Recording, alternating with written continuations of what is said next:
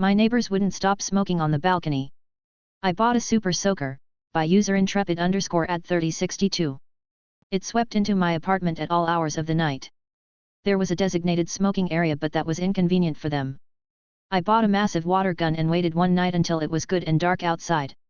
When the smoke began, I stepped silently out into the night and sprayed all of the ice-cold water as hard as I could into their direction.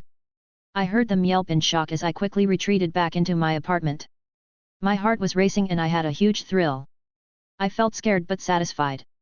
They had no way of knowing it was me, but they did know I often complained about them. The next day, I acted like nothing had happened and said hi to them cheerfully.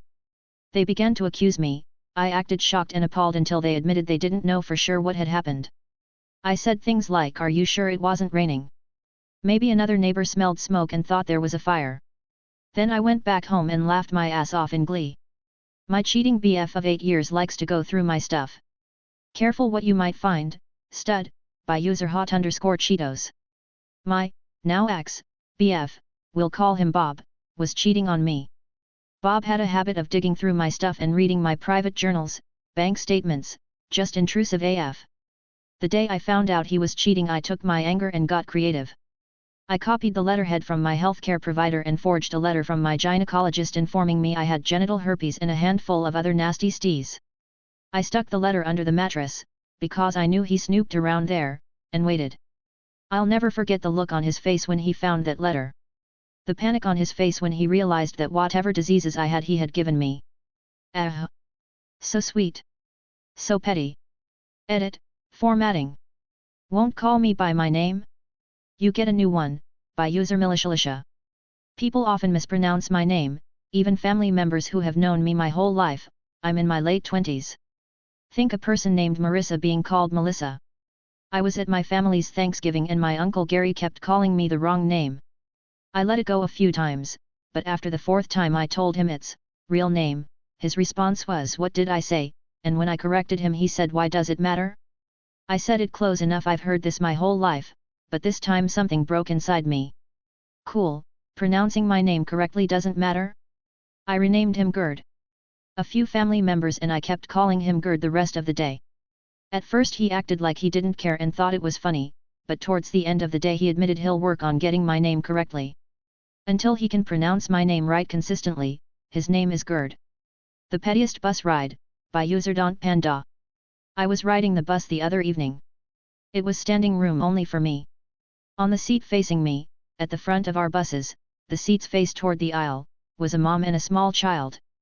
The kid kept swinging his feet, and therefore kicking me in the legs with his wet boots. This was not only annoying, but was getting my pants dirty. I asked the mom to speak with him and she just ignored me. Well, that happens. The kid was very excited about pulling the cord for their stop. "Mom, I pull it, stop name, right?" When I hear that, I pull it. I stared that kid right in the eyes and pulled the cord just before he could. I wasn't even getting off there. He was heartbroken, and the mom gave me a dirty look. I didn't care. Take that X-Mill, by user Sackle33. After I divorced my ex-husband I stayed friends with my sister-in-law because we knew each other long before my marriage and didn't let the drama affect our friendship. Anyway, my ex-Mill is the mill from hell and she hates me, tried everything to ruin my life for leaving her son. Anyway, it's been over 5 years since the divorce and she's still trying to piss me off from afar. My niece still calls me her aunt, and that pisses off Mill, and the fact that I'm still friends with Sil, and I'm still treated like the aunt. Every year my niece's school has a fundraiser and I usually donate $25, I'm not cheap, just poor. I was the first one to donate this morning and when Sil reached out to thank me she said within minutes Mill donated $26, an extra dollar to one-up me. She knew it was me because they show the donations and messages to the child on the fundraiser page. So I went back on there and donated another $5 and wrote another message, "I'm extra proud of you. Winking face devil face." I hope she sees it and feels compelled to donate more. It's just benefiting my niece more, so go for it. *TCH. Smiling face with open mouth and tightly closed eyes.